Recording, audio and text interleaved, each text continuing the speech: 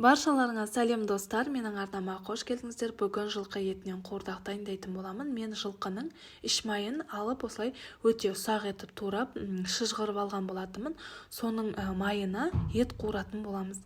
Менде бұл жерде жылқының еті, жүрек, бауыр, өкпесі бар.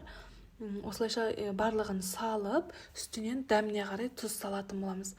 Бауырды бөлек алып қойған болатынмын, оны соңынан қосамын. Осылайша ет менде көп мөлшер болғандықтан қазір кішкене суы шығып, 2 сағаттай суы тартылған болатын. Осылай кішкене суы тартылып, етім қуырылғаннан соң үстінен 3-4 дана пияз қосқан болатынмын. Осы пиязымыз енді етпен бірге жақсылап қуырылғанша күтетін боламыз. Осылай толықтай қуырылып шыққаннан соң ғана үстінен бауырымызды орналастырамыз. Осылай барлық бауырды кішкене суға салып, соңынан осылай қосқан болатынмын. Оның үстінен картопты қостым.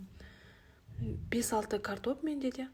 Осылайша барлығын қосып, дәміне қарай тұзын және қарабұрыш қосқан болатынмын. Барлығын осылай қосып, оның үстінен тағы да 3-4 дана пияз қостым.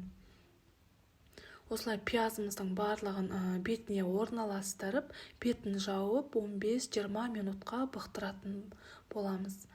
Сол кезде етіміздің пияздың суы шығып, өте дәмді қуырдақ болып шығады. Осылайша 15-20 минуттан соң менің картопым, бауыр барлығы пісіп шықты. Осылай дастарханға ұсынған болатынмын, өте дәмді қуырдақ болып шықты. Достар, видео ұнаған болса, менің парақшама тіркеліп, лайк басып, өз пікіріңізді қалдыруды ұмытпаңыздар. Сіз де дәл осылай дайындап көріңіздер, ас болсын.